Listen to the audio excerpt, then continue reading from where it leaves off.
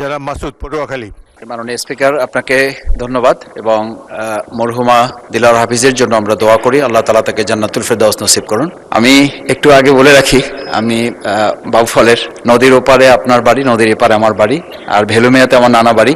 আমি কৃষি বিষয়ে পরবর্তীতে একটি প্রশ্ন করার সুযোগ আগাম একটু চেয়ে রাখছি, যদি সুযোগ পাই আমি কৃতজ্ঞ থাকবো আপনার প্রতি। এখন একটু বিষয়, সেটা হচ্ছে যে আমাদের ঢাকা থেকে আমরা দক্ষিণ অঞ্চলে যারা আছি, সেতু হওয়ার পরে ওখানে যে ভাঙা পর্যন্ত রাস্তা, সেই রাস্তার পরে 4 লেন না হওয়ার কারণে গাড়ির চাপ এত বেশি, সেই কারণে বরিশাল পর্যন্ত এখন বিমান আছে। বিশাল বিমান হওয়ার কারণে এদিকে হলো উত্তরা যেতে হয় 2 ঘন্টা, থেকে আবার আমাদের পটুয়াখালী হয়ে কুয়াকাটা পর্যটক যারা যান তাদের ওখান থেকে আরো প্রায় 4 ঘন্টা সময় চলে। সঙ্গত কারণে দেখা যায় যে বরিশালের যে বিমান এয়ারপোর্টটা আছে, সেই এয়ারপোর্টটা বেসিক্যালি খুব কার্যকর এখনো করা যাচ্ছে, এবং আমরা যারা ওখানে জনপ্রতিনিধি হিসাবে ছোটখাটো কাজ করি, আমাদের যাওয়া আসা এখন রীতিমতো, ঢাকায় আসলে এলাকায় যাওয়া যাচ্ছে না, এলাকায় আসলে ঢাকায় আসাটা আমাদের জন্য কঠিন হয়ে যাচ্ছে। আমি মাননীয় মন্ত্রীর কাছে একটু জানতে চাই যে আমাদের বরিশাল রেখে পটুয়াখালীতে যদি একটা এয়ারপোর্ট করা যায়, অথবা বরিশালের এয়ারপোর্টকে কার্যকর করার স্বার্থে যদি পটুয়াখালীতে দেওয়া যায়, সেটা আরো অর্থপূর্ণ এবং আমাদের দক্ষিণ অঞ্চলের আগামী দিনের।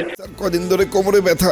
এসপি হাসপাতালে চলে যাও। এসপি হাসপাতাল, প্রতিভাদীপ্ত চিকিৎসক ডক্টর এস চক্রবর্তী, অপারেশন বিহীন হাঁটু, কোমর, প্যারালাইসিস সহ আন্তর্জাতিক মানের চিকিৎসা ও রোগ মুক্তির নিশ্চয়তা। এসপি হাসপাতাল, অত্যাধুনিক চিকিৎসা সেবায় অতুলনীয়।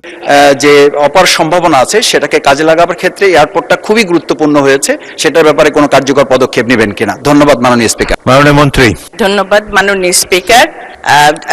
পটুয়াখালী বরিশালেটা আছে, আপনি যে পটুয়াখালীর কথা বলছেন, এটা কিন্তু আমাদের এখন কিছু বলা যাবে না, কারণ আমাদের পর্যালোচনা করতে হবে, দেখতে হবে ওইটা কতটুকু ভায়াবল হবে, সেটা বিচার বিবেচনা করে আমরা ভবিষ্যতে সিদ্ধান্ত নিব।